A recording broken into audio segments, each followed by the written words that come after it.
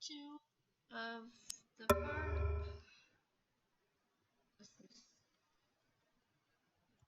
Is my sound working?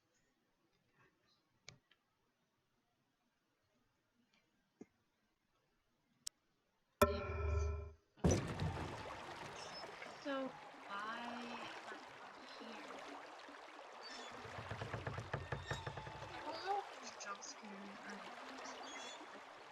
I didn't really pay attention to the... Near a great forest, there lived a poor woodcutter, his wife and his 2 children. A boy named Hansel and a girl named Gretel. They were very poor and had very little to bite or sup.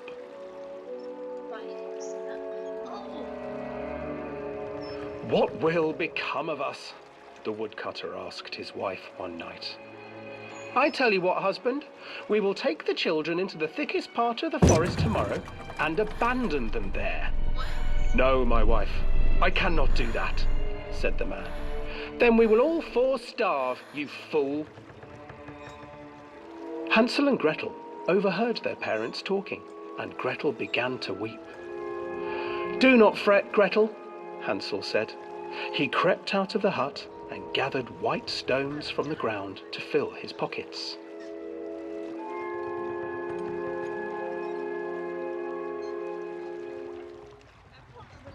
The next morning, the woodcutter leads the children into the forest. Before they leave, their mother gives them a slice of bread and warns them that they will get no more food that day. Clever Hansel leaves a trail of white stones behind them as they pass into the woods. When their father leaves them, the children wait a while, then follow the trail back to their parents' house.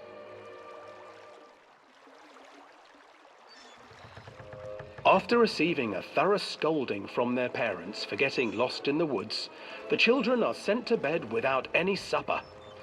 Hansel tried to sneak out and collect more white stones, but found that the door was locked. Tomorrow I will take them into the woods myself, the wife told the woodcutter.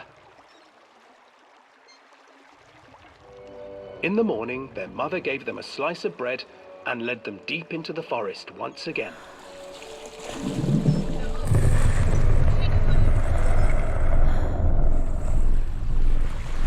Hansel broke his bread into pieces and left a trail of breadcrumbs to lead them safely home. But hungry-eyed birds snatched up the breadcrumbs and his trail was destroyed. Abandoned by their parents and unable to find the trail home, the children wandered in the forest for 3 days.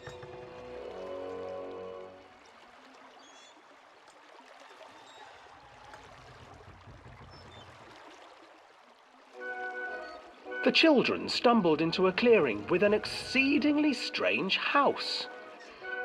Its walls were made of gingerbread, and its windows were panes of clear sugar. Hansel, desperately hungry, ran forward and began to nibble on the walls.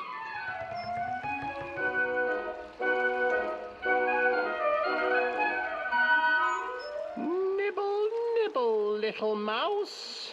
Who is nibbling at my house? An old woman emerged from the house, sniffing the air and peering around with cloudy eyes. Oh, you dear children, who brought you here? Just come in and stay with me. No harm will come to you. But Hansel and Gretel stayed back, for the old woman reminded them of their cruel mother. Come, children, don't be afraid. I have something for you. The old woman offered them 2 enormous lollipops. The children took them and began to eat. You see, nothing to fear here. Come inside, the old woman urged, and the children, still licking their sweets, followed.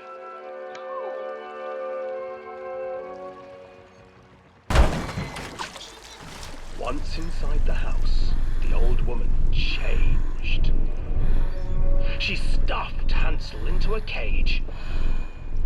and put Gretel to work, sweeping and cleaning her hut.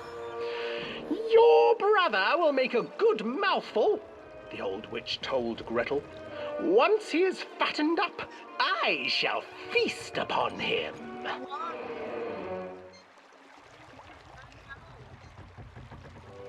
Time passed, and poor Hansel refused to eat, fearing the day that the witch would eat him. The witch, for her part, grew impatient. "Today I will cook and eat your brother, Gretel. Climb inside and light the oven." But Gretel pretended not to understand. "I do not know how. Where is the opening?" "Fool," the old witch said. "The opening is here." And she moved to show Gretel. Seizing her courage, brave Gretel gave the witch a shove, and the old crow tumbled forward into the oven. Gretel slid a large iron bolt over the door to the oven. Gretel freed her brother Hansel, and together they lit a fire beneath the oven. And though she screamed and begged, the children sat by the oven until her screams had stilled and the witch was cooked.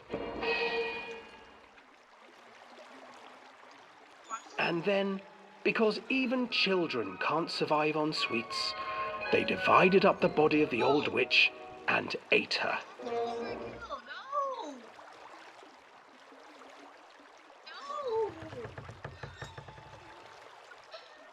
I'm so regret hearing this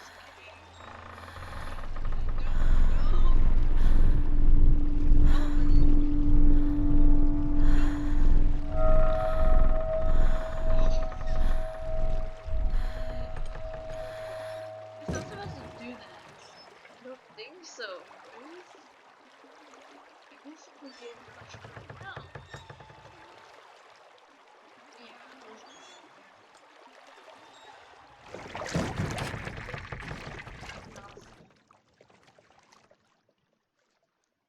What? Did I already lose? No.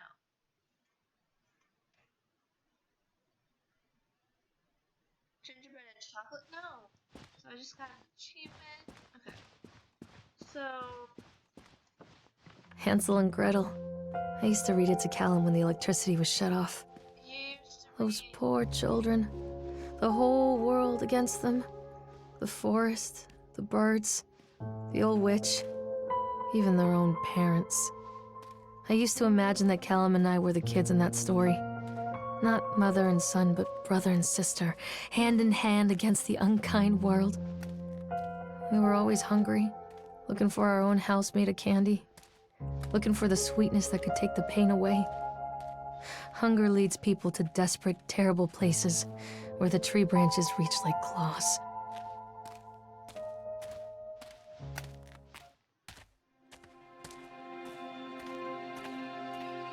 I'm assuming it's going right. I mean, yeah.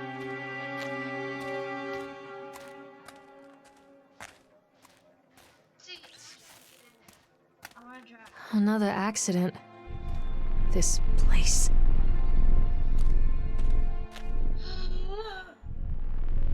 I didn't see that.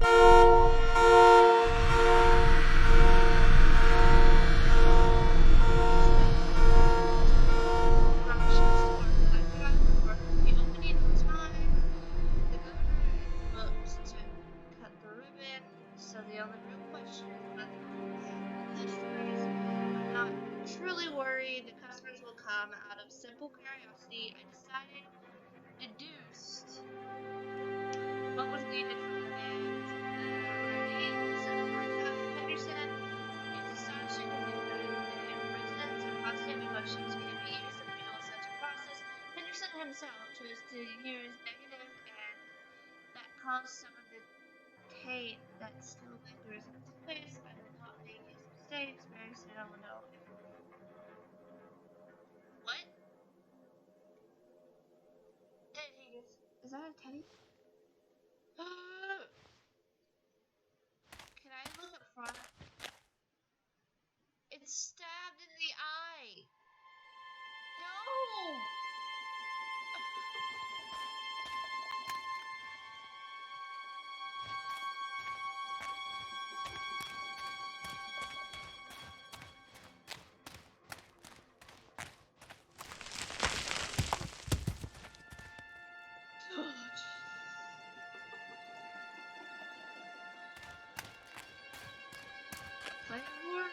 It'll be fun.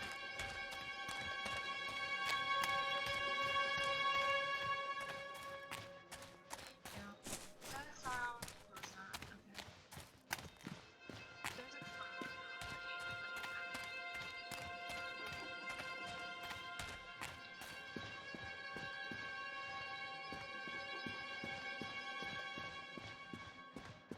This old thing used to make the blood run to my head. Make me dizzy. yeah, no duh. The guy just snapped. Those poor kids. What? We waited for a turn on the ride, rain and voice, fell on the chipmunk suit, made nice carving while people took photographs. Lawrence wanted to go over to him, but I've always been a bit wary of those suits. They give me the creeps. It's silly, I know. Anyway, the chipmunk's bad. He was carving and picking away at the ice. And at first we thought he was making some animal like a tiger or a lion. But as more and more ice fell away, when you first looked at it, it was a human face smiling out of a block of ice. But the more you looked at it, the more you saw that there was something not quite right about the proportions, something unnatural that made your heart begin to beat just a little bit faster, like you were praying. And the ice was 100, but then these teenagers walked up and brought a red face and a carpet and said something very difficult in Chinese. Then, while I got dessert, windows of it, and teenagers, typical, considering I am one, for Greek poets, it was chaos. Everybody was running away from the guy who had one of the teenagers on the ground, and he was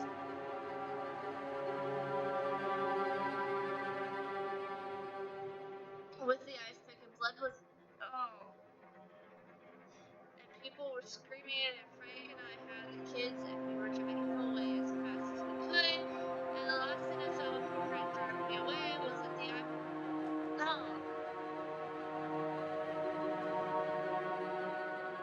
oh, I had just eaten too. This is gory. No. Take it out. Thank you. Where?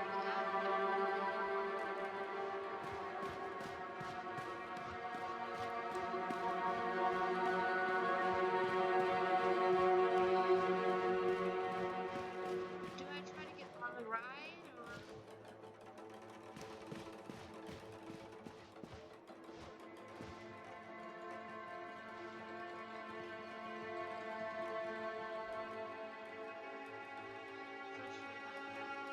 Complete. I know as well as anybody that lives in a kid who is trying to find money, but no matter how much money it talks, it can conjure up missing plans from the air.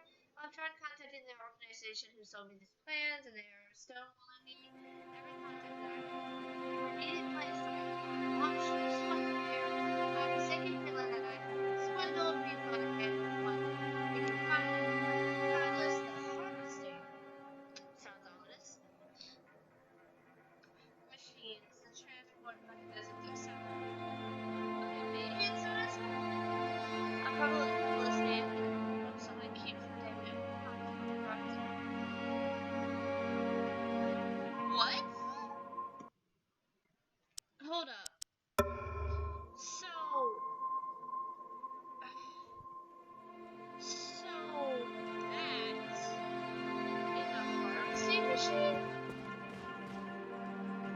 Makes sense why it has like cylinders.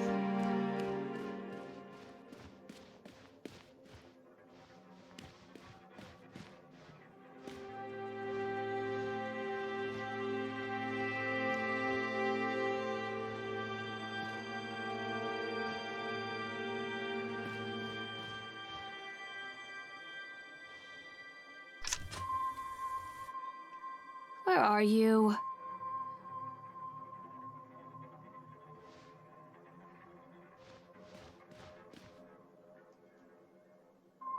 I can't get on while it's moving.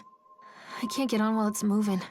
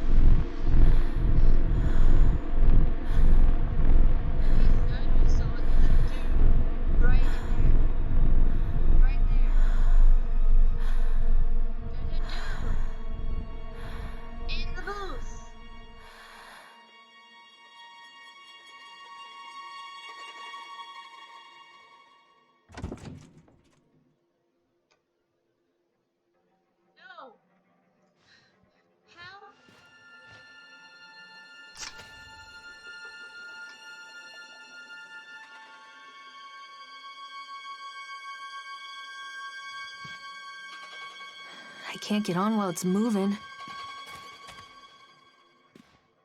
Oh, I remember this.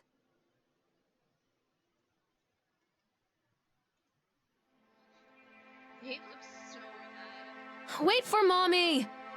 He's like, let go, I will cry. Don't hide from me, Callum! Treachery hides in thoughts. Treachery that lashes like a whip and scars our insides. The first time I saw Callum, my thoughts betrayed me. I looked down at this wrinkled, red, bawling thing and I thought, is that it? We build our world from expectations, and the world that I had built for Callum was no different. He was so real, so there, and so far from my expectations. And they shattered, and as they fell in pieces, that one treacherous thought became a new foundation. All of the love that we shared, all of the warmth and goodness that followed, built on a single, traitorous thought. Traitorous thought? Why do we think...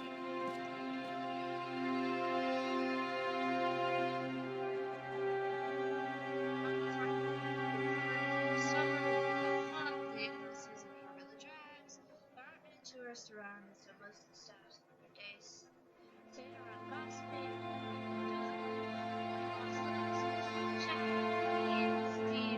See?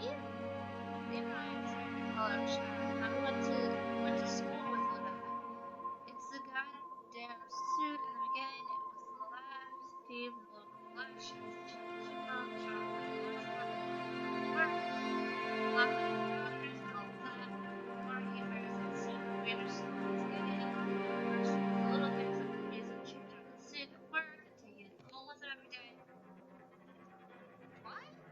but then I saw him and Susan's dad still wearing it. It wasn't even important. Till this Saturday, the street leaves the park and turned on the smell of his own walking and someone through the other.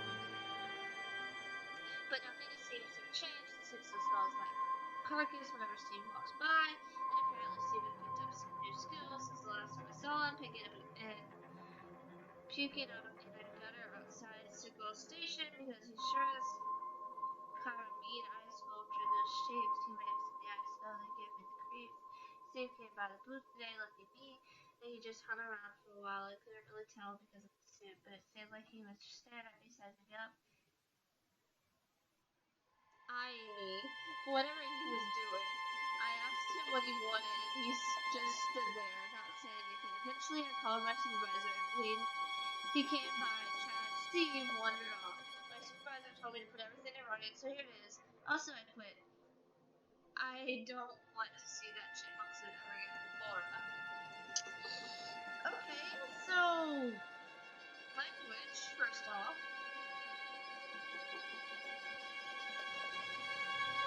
Callum, tell Mommy where you are.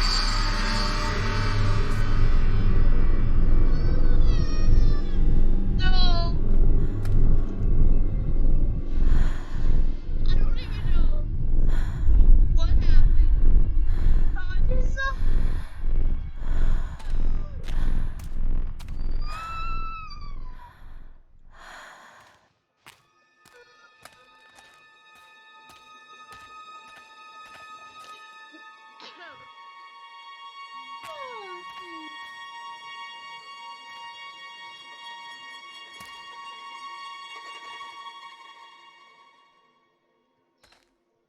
Okay.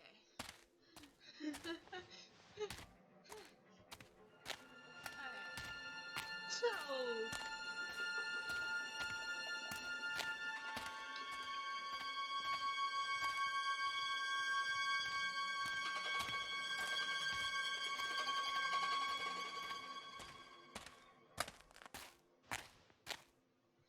Is this... Constant crashes and 80s music. I guess it floats someone's boat.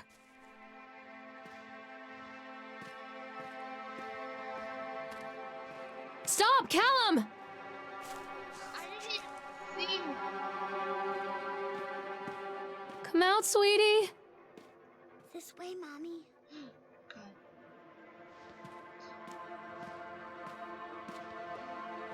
Yeah, totally.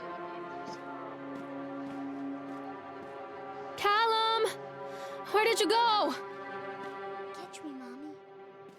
Callum, come back here right now! I don't know if you all can Mother hear. duck said quack, quack, quack, quack. Come to mommy, Callum. I don't know if you all can like hear me, but like it's right in my ear. Where are you? It's okay. Here. Come back, Callum.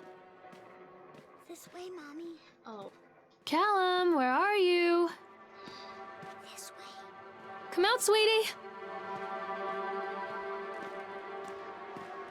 Where did you go? Don't hide from me, Callum.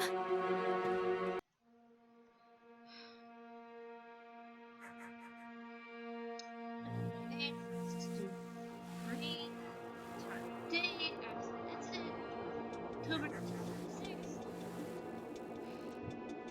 Laborers working on the crane.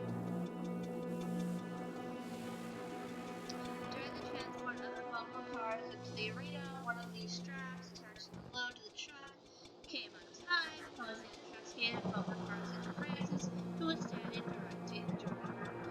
Francis was crushed by the weight of the cars. Francis is killed. You would think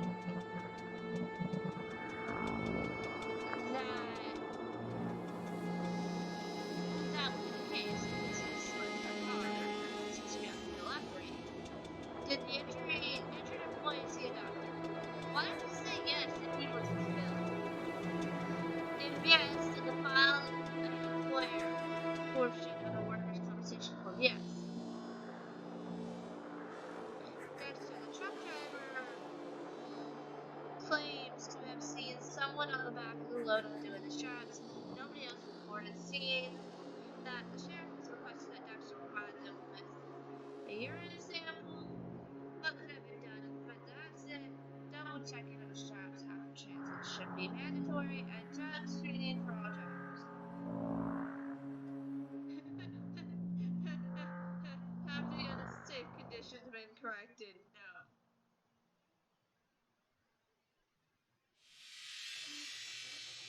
Additional cost. So a guy dies because he was smushed,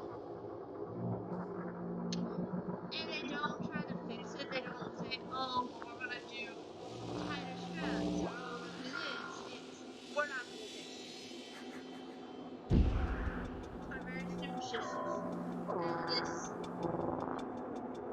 hasn't helped. Some of them are refusing to return to work until we have someone from the local church walk the park and exercise the spirits. I mean, they're dead. Oh, no, how? What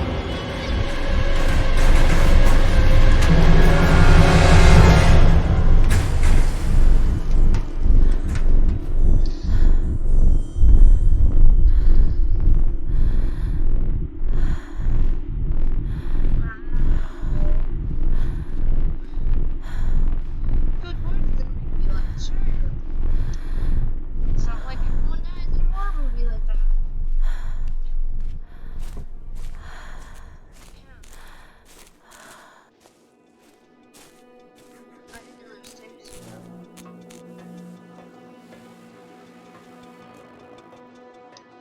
So basically, It's a matter of public record that I am a failure as a mother. Once, when Callum was very small, I left him asleep in the car while I ran an errand. Don't even remember what it was. why? When I came back, the sheriff was standing next to the car, watching my boy through the window. I didn't like what I saw in his eyes. Judgment. He wrote me the ticket without saying a word, just the scratch of his pen on the notepad. When he gave it to me, our eyes met.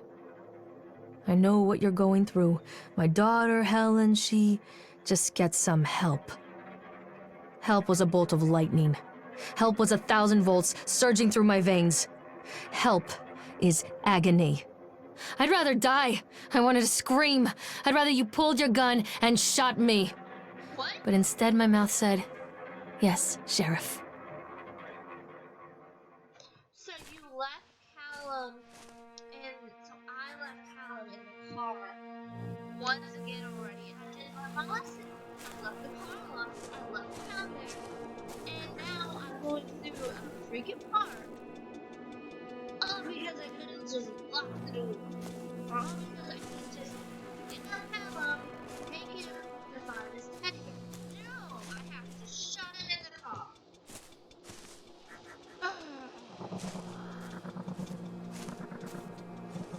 Forgive me, I'm getting a little frustrated with this right now. Because, like, this is ridiculous. This thing here happened in, like, a music park. Some kidnapping. And even though the park was closed, you don't just walk, like, miles, but walk away